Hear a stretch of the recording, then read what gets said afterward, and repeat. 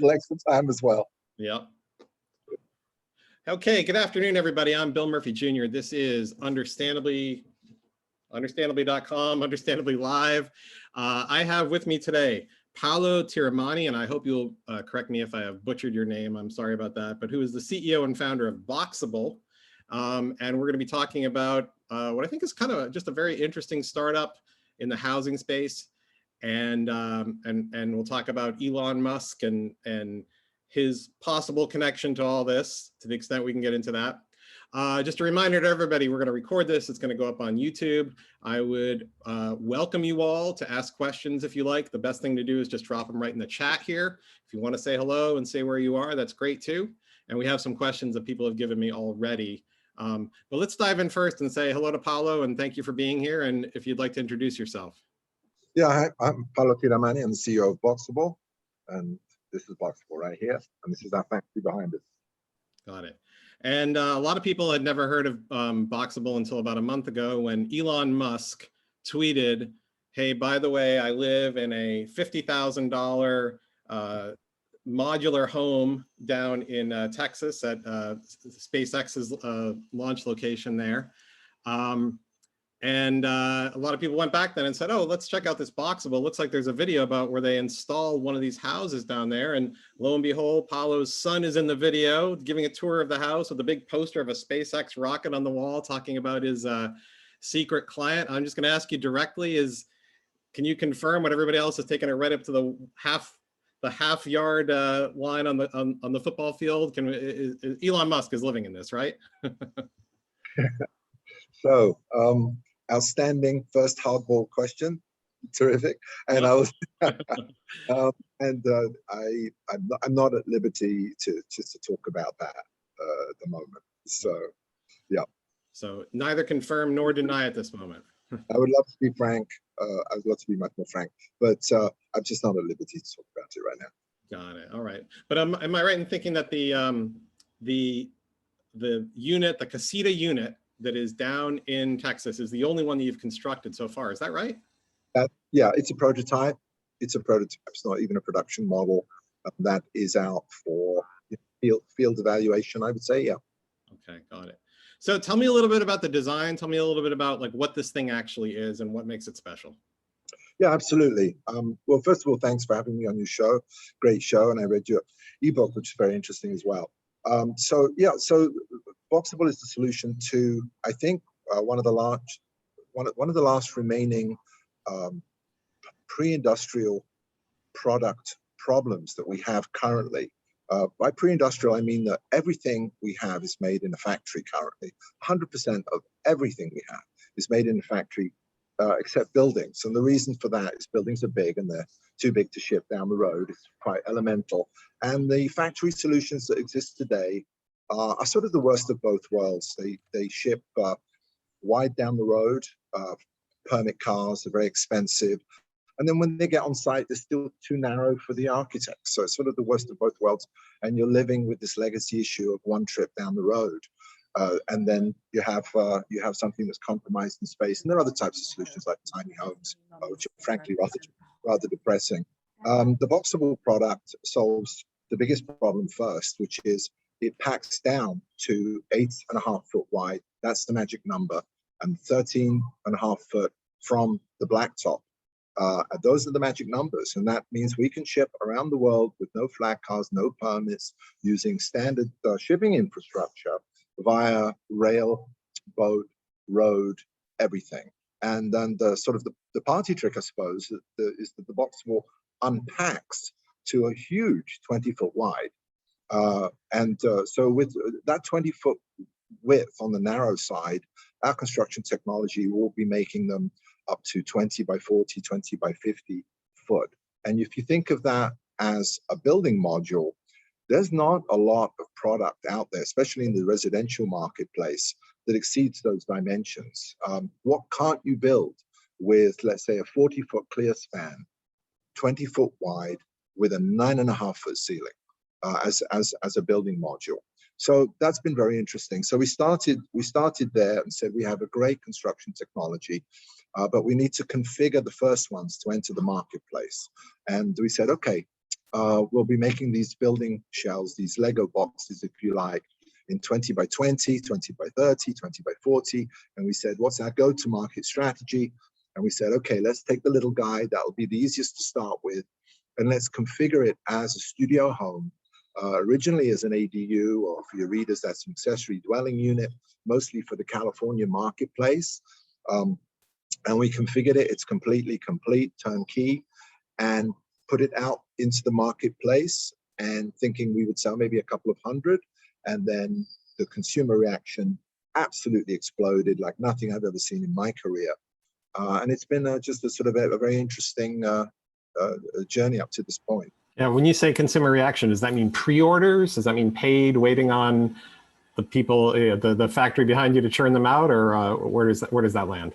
Yeah, exactly. So we've attended 2 shows in a row, the IBS International Builders Show. It's not very international though. It's just in the USA, and the outpouring of the price and the design and the features and scalability and the attractiveness, the architecture was just overwhelming. And we received, I think, somewhere between 40 and 50,000 pre-orders. Those pre-orders, let me qualify those. Those are, some folks want 1, some folks want 100. So we really don't know what the audience is. We just know it's staggeringly high. I'll qualify also by saying that those are mostly without deposit, but we do have, I think, somewhere between 5 and 10% with deposits. So it's an absolutely staggering number. It seems to be universally appealing. Yeah, folks just driving without phoning in every day. Several people come every day to the factory, and we're responding to the reaction we have to the product. So we're not putting out a product and saying the market will follow. We're seeing the market here, and we're saying we have to react accordingly. Sure. Rather than step back to a 100 units, a very large factory to build 1,000. Got it. You know, I'm having a little bit of difficulty hearing the last bit there. I don't know if it's on my end or if that was everybody, but I'll speak up a little. There we go. Yeah, actually, you had me quickly doing math here on 50,000 orders at 50,000 pre-orders with at $50,000. But actually, I'm glad you qualified that about, you know, the percentage with deposit, and I assume it's not a full payment of 50K, because that is the price point that you're talking about this for Casita, right? It's 50. Yeah, it's $50,000 with everything included. It includes the everything you see on the video, apart from the plates and cups and flower pots. Yeah. And the 3 pieces of furniture, the casita closet in the middle, the bed, and the couch. Otherwise, it's very complete. And there's very little to do for the customer when they unpack it. Is this delivered and assembled, or is that additional on? It's 50 for the unit. So it's delivered, and you would need a local agent to put together a team of certified installers nationwide. Got it. You know, actually, I'm going to unplug this here. The noise here has popped out. And let's see whether this works. So I was having difficulty, and I don't know if it's my headphones or if it's the connection. So hopefully that's better. Yeah, it's but we'll hope it stays that way. Good. Got it. So give me some other use cases if you can. I know this is the first prototype you've talked about. In-law apartments. I don't know if you use that phrase, but that's what I think of when you talk about the auxiliary dwelling unit in California. What other markets do you see? What other use cases? Yeah, right. So that's a very interesting question. So our original plan, and it's this way with a lot of products actually, that they're designed for one thing and then they're used for something else. So we absolutely designed this as a very well laid out studio home for backyards, effectively in California. And the folks that are coming to us now just want to live in these things. So the use case is a couple wants a studio home. I think they want I think it's really a reaction to wanting more freedom in their lives in relationship to the money they're spending. They don't want to be tied down like a lead balloon with a high mortgage payment or high rent costs. And I think it's really a reaction to that they say, wow, I can get myself some freedom with this guy. So I would say that that's the use case. But originally, they were intended for ADUs. And of course, the building technology expands out to do most things most of the times.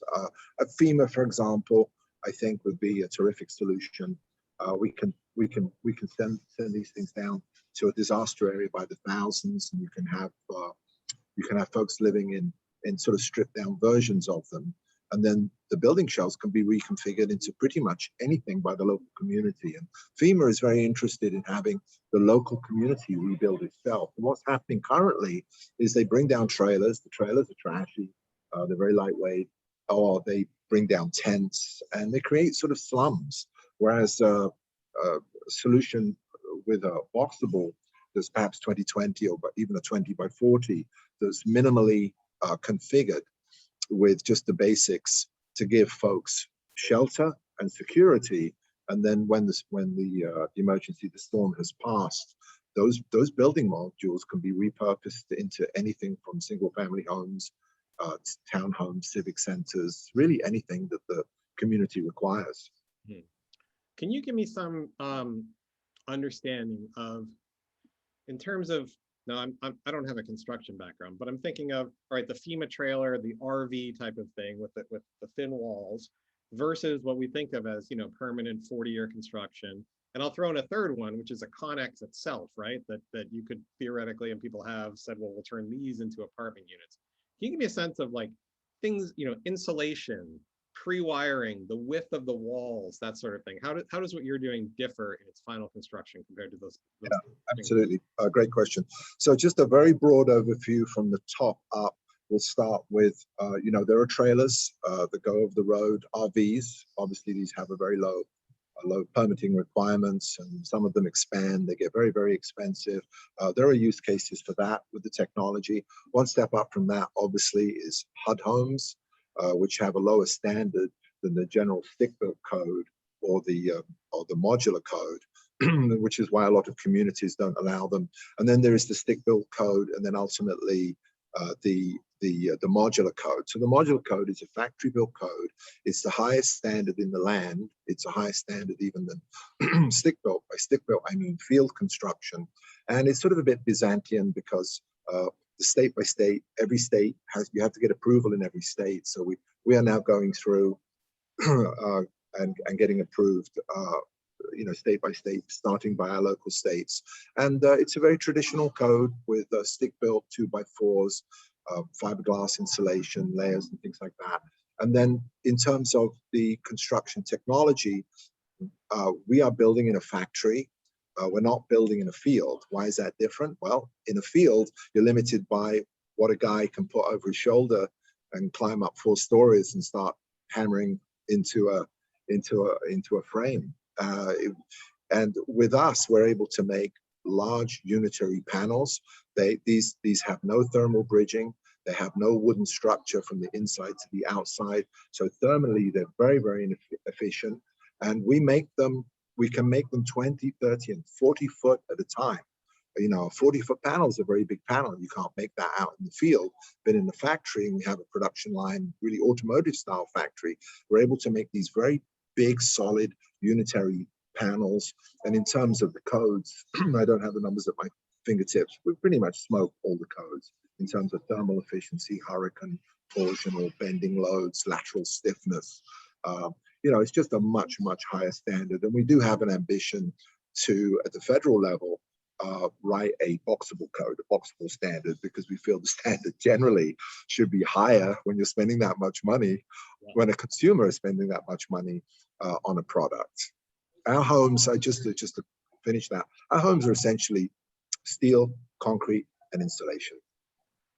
Steel, okay. I was wondering what's the if it's not wood, what is it? Yeah. I want to encourage people, if you have questions, we have several that people gave me before, and we have 2 here in the chat. And why don't I just ask these? I think they're somewhat together. How are the buildings tied down so high winds don't send them to Europe? Okay, with that, what foundation is required for this? Starting with the casita that you've built a prototype of. Yeah, that's a very popular question. So I'll give you a roundabout answer if I may. So a regularly constructed building requires a foundation. And they call it a foundation because they put a bunch of sticks on, and the foundation is required to make the building stiff. So we flip that on its head. we actually don't require any foundation. Our building can support itself. I mean, you can pick it up on one corner and nothing effectively flexes. However, there are local and state codes. So we meet any local and state codes. We have mounting plates, so you can put it down on a full basement, half basement, slab. You can put it down on concrete piers. You just plug into what's done in sort of existing way out in the field. And we have plates so that it can be mounted permanently as real estate. And you can get a mortgage on it as you would a traditional home or a traditional modular home, because that's really the rationale for bolting it down permanently. Got it. Mortgage. Didn't even say that if your price point is 50K. I mean, I guess somebody could finance that over 15 or 30 years, but maybe, yeah, probably some people have to, but yeah. Actually, there was a question here about, if I can find it. No, I can't find it. I'm going to read this one to you because it's somebody who knows what they're talking about. I work for a local utility. I'm looking into Boxable to be used as an energy efficient measure to help with our homeless situation, as well as support our energy efficiency goals. In comparison to a similar size stud and stucco home, how many kilowatts per hour is a Boxable home estimated to save annually? And are you considering working with local utilities to install even more energy efficient measures like heat pump, water pumps, mini split systems to apply for rebates? And there's also a question about pre-wiring for electric vehicles and tier 2 chargers and things like that. So there's a lot. Yeah, yeah, absolutely. So I'll take it from the top down. So on the kilowatt hour, I can't share the chat so you can see exactly what the question was. Yeah. Yeah. So on the kilowatt hour, I'm not prepared to share that today because we're still developing it, but it's extraordinarily high for a couple of reasons. First of all, there's no air that can escape the unit or come into the unit unless it's engineered by us through vents. So it's a very tight structure, much tighter than a regular home. And then coming back to that issue of thermal bridging, one of the main problems with heat or cold coming in or out is that it can go from one side of the wall to the other. So at no point do we have any thermal bridging. A thermal bridge is something that conducts heat or that conducts temperature from one side of the wall to the other. So unlike stick building that has every 16, 22 inches of thermal bridge, we have none at all anywhere in the entire structure. And then in terms of the other question, it's a really good question. We do not use traditional HVAC. We don't like the ductworks. We don't like the mold that grows in those. We're terribly unhealthy. We use the mini splits, which your viewer mentioned. Mini splits is for everybody else is basically automotive style air conditioning, and it's very, very efficient. And then in terms of working with local municipalities for homeless and local projects, you know, one of the interesting things about Boxable, it doesn't just unpack and secure down very quickly. It also packs up because heater packs up very quickly. So it does allow municipalities to try things, move things, you know, workforce housing and things like that. So a lot of use cases because of the portability of the product. But having you know, getting really to a carbon net zero footprint is very, very important to us. It's very much sort of in the public zeitgeist, if you like. And we are exploring also solar panels for the roof, and we've engineered this when it packs down. We're hoping in the future it can actually even ship with the solar panels, but the technology has to catch up somewhat. So for fully off-grid living or to subsidize the power needs, the issue with solar is there's an issue with power density. I don't know really it's ever going to get there unless there's a sort of a breakthrough at the cellular level sort of thing. So we absolutely do explore all of these things in terms of doors and windows and things like that. Got it. I'm just thinking. So we're not officially going to comment on whether Elon Musk is living in one of these, but I will ask you a question, which is: you have at least one person who's lived at least some time in one of them. Are there any lessons learned you've come back from that one experience that tells you about design or comfort or things you would change? It's kind of interesting. It's like a tertiary astronaut who can see how somebody experiences this. Yeah, it's interesting. We've had focus groups come through. The layout is very interesting. It's hard to tell from the videos, but it's basically bifurcated into a front and a back. You know, it has a front door, it has a back door, which allows you to have a backyard. In the center, the center is basically a thoroughfare. It's a big X, so it's very wide for walking around. The front of the house is basically daytime couch and kitchen, and the back of the house is basically a bed, which is a queen-size bed, and a full-size bathroom. So we haven't done a lot of sleeping in it, but I do think, if I can be modest for the team, that we've created a floor plan for the ages on this. This is an absolute classic floor plan. It's a beautiful piece of architecture and industrial design. And in terms of the feeling you get in the space, some of the comments we've had is that a lot of these things are visual. If you close your eyes, frankly, you don't know where you are. So a lot of life is visual, and it's being inside a casita is a visual and an emotional experience. So the 9.5-foot ceilings are extraordinarily tall. We have very, very tall 8-foot windows, and it makes you feel very small in space. And making you feel small in the space makes you feel not cramped. It makes you feel very, very comfortable. And we've worked with, you know, sight lines and dimmable lights to really create an emotional experience. So we've taken that sort of problem pie and of issues when living in a home and just sliced it up into pieces and studies every little piece. There's no issue too small from a design point of view to make whoever is living in that home as comfortable and happy as possible, and feel safe as well. Whoever it may be. Have you ever met Elon Musk? I can't answer any of that. A lot of people have met Elon Musk. Yeah, okay, that's fine. You know, I'm gonna just keep trying to get this though, because Go for it. Yeah. So a good question. Actually, we have a question. If Boxable can be a solution in humanitarian crises, especially in countries where the UN response is to set up tents as refugee camps. I'm sure you guys have thought of this. And you mentioned a US government contract, if you want to talk about that to the extent you can. Yeah, absolutely. So on the humanitarian side, we touched a little bit on that with FEMA. You know, FEMA has local agencies in different states, and those are going to be some very interesting discussions we have. And I think one of the things on the humanitarian side, oftentimes it's speed, right? So with our product can be packed up. You can see it online. It's just basically shrink wrap. So it looks like an iPhone box. It's just a giant one.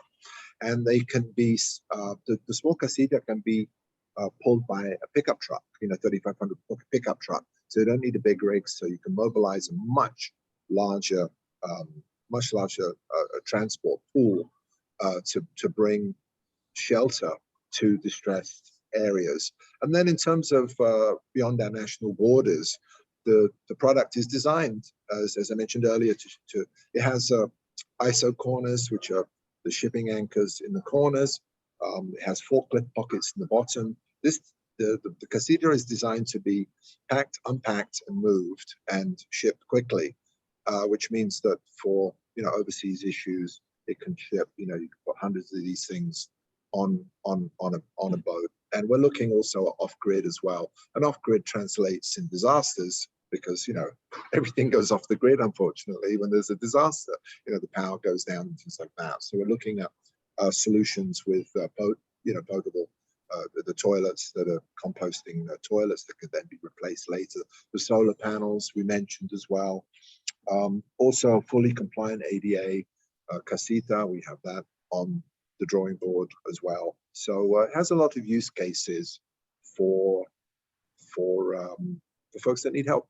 Yeah, and to reiterate, the one that you have up and functioning now is a prototype, meaning the next casita might not look exactly like it. You might change the layout or something. I don't know what. It sounds like you're pretty happy with it. But if we talk about, you know, in emergency situations, it might not be the optimal layout. For example, if you had to have a family of 4 in one of these in an emergency situation or something like that, you know? Yeah, I mean, that's a great question. So I think the way to think about Boxable is that really there are 2 lanes to Boxable. One is just the building shell, which is just a box that packs down, and it can have as much or as little in it as you need, but it's configured to very easily put windows in, very easily put electric in. It's pre-chased, windows and doors don't need headers. There's a lot of technology inside a basic Boxable. By a basic building shell, I mean a box with nothing in it. And we've engineered this so it doesn't pack down the whole way. It packs down and it leaves about a very fat 6-foot corridor. And then that gets what can get fitted out with kitchens and bathrooms and closets and stairs and everything to live. And that can be done in the factory behind me. And that's obviously very efficient to produce. So you can think of Boxable as configured and unconfigured. So the casita to market with, just to not have folks imagine what it can look like and make them do more work, is fully configured. And then there are configured, unconfigured empty boxes, if you like, which could be minimally configured with, as I mentioned, maybe a shower and a composting toilet. So you could get, 4 males or 4 females or a single family into dedicated Boxables that could be repurposed.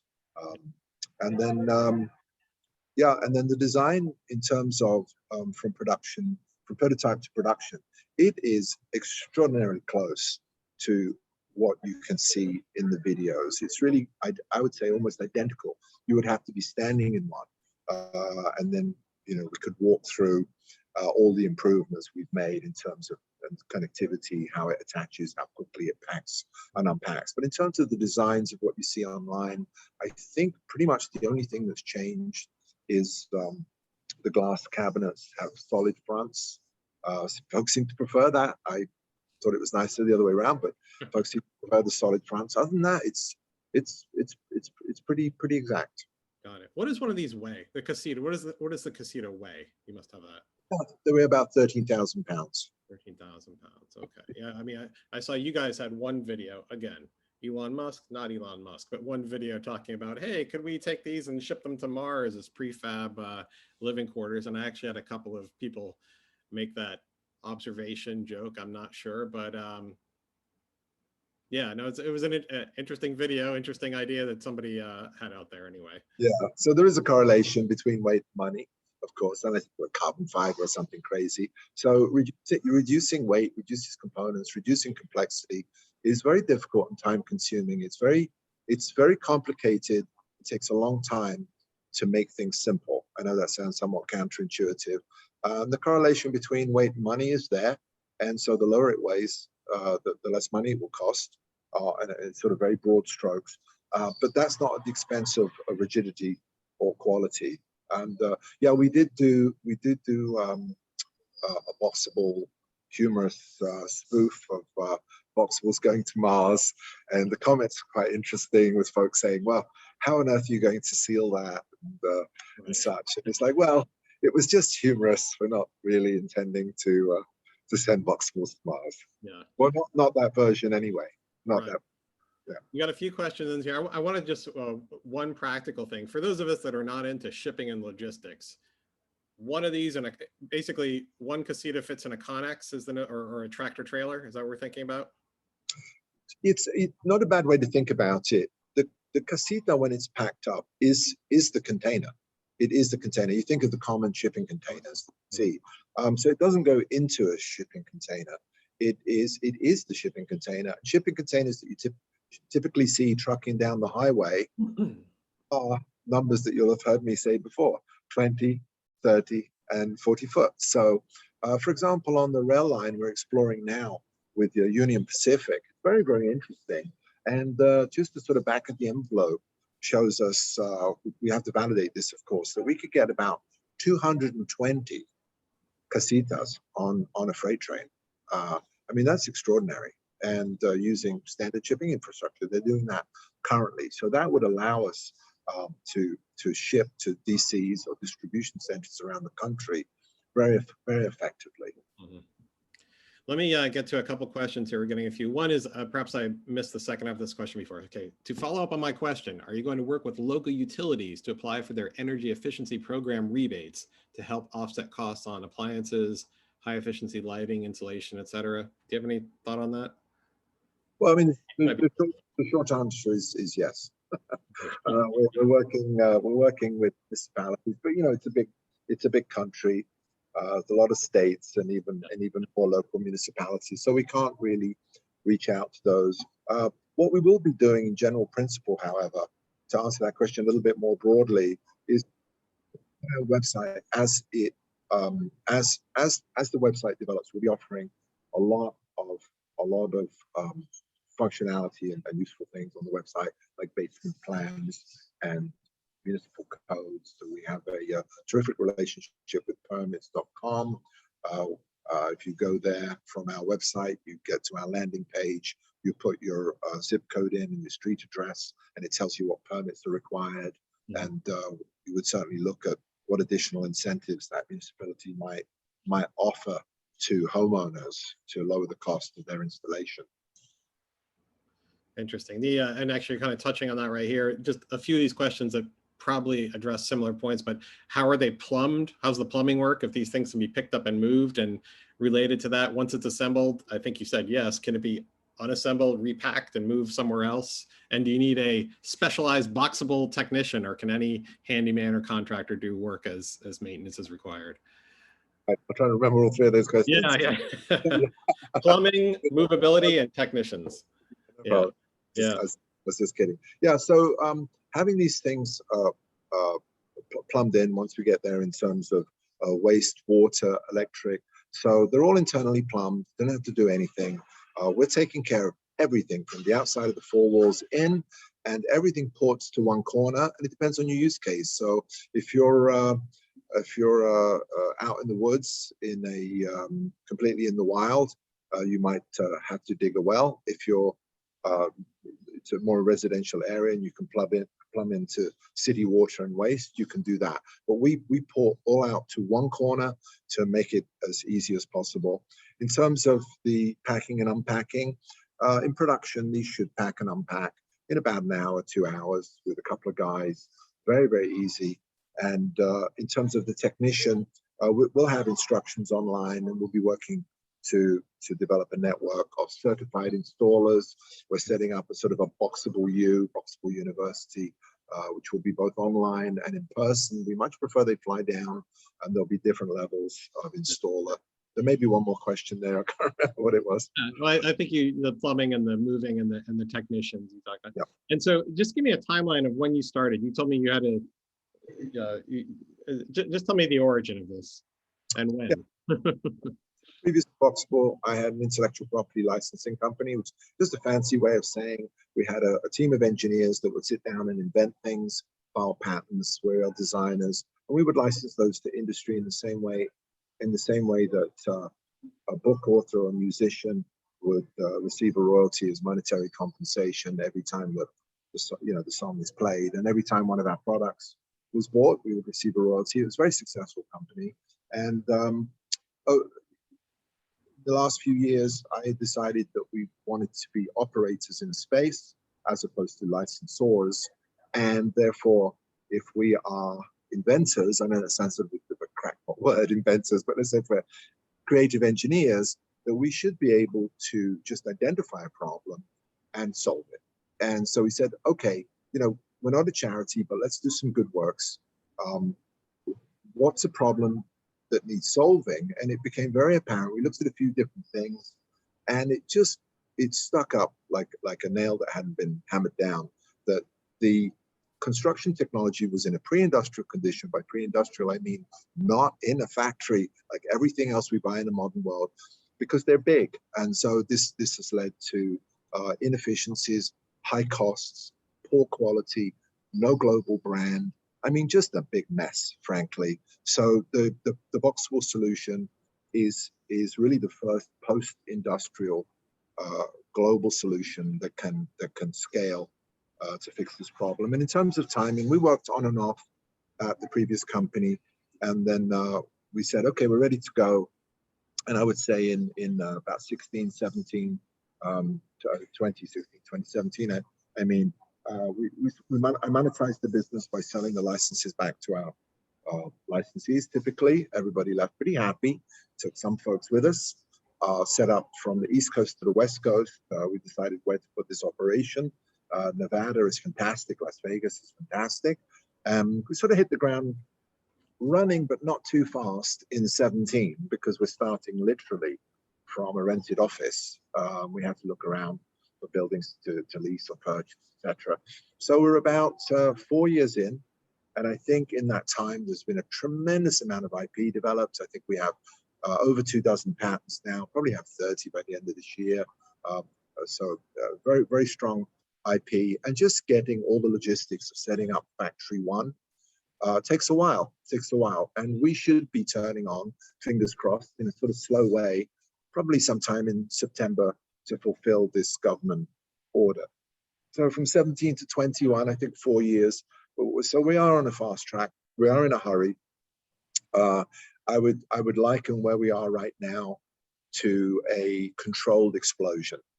Some days it's less controlled than others, but everything is happening very, very rapidly. We're onboarding. We have, I think, we will have about 30 or 40 in the front office, and we'll have about 105 people per shift in the factory. So when we're fully staffed, we'll have about 350 people at Factory 1 here where I am today in North Las Vegas, and hopefully we'll get there probably within the next 12 months, fully staffed. But we'll see how it goes. Got it. Yeah, I apologize if I already asked you. I think I asked about.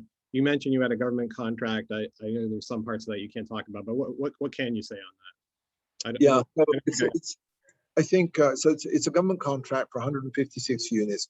Absolutely fantastic for us because we sort of get to I'm not going to say to test, but to try out, get the line running with 156 units.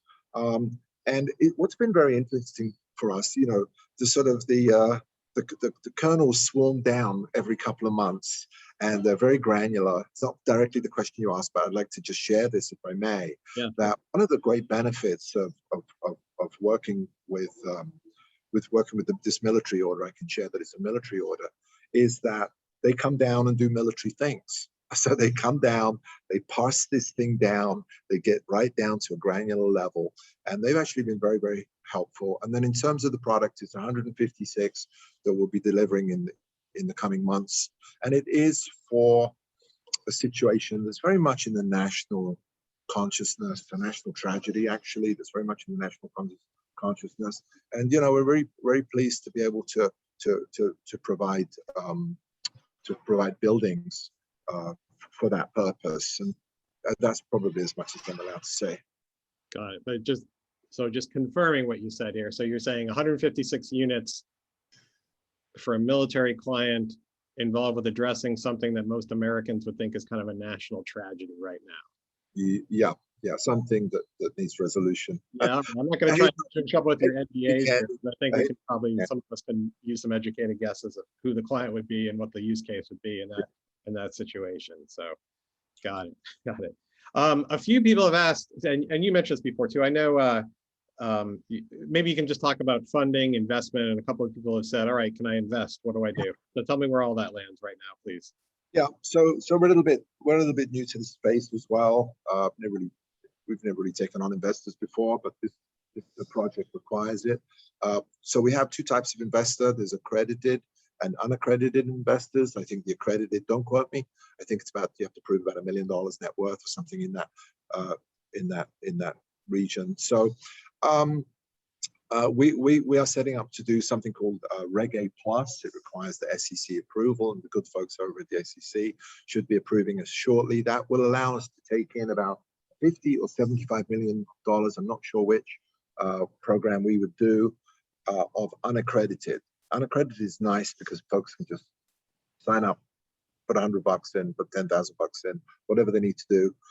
So that's going to go live. I think that will sell out very, very quickly, and we'll be updating and sharing with everybody when that happens. And then for the accredited folks, I believe we can take their money now, and we are taking their money. I think we've raised about 25-30 million to date, but again, I'm not 100% sure. Just want to qualify that's my guesstimate.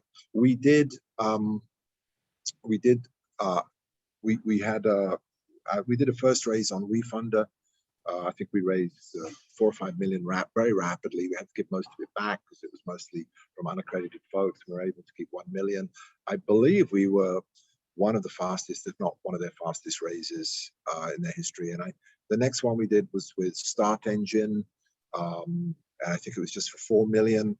that sold out again. I think one of their records. I'd have to check with them, but that sold out. I think in 2 weeks. So there's a very deep and passionate interest from the public. As far as we're concerned, the public is number one.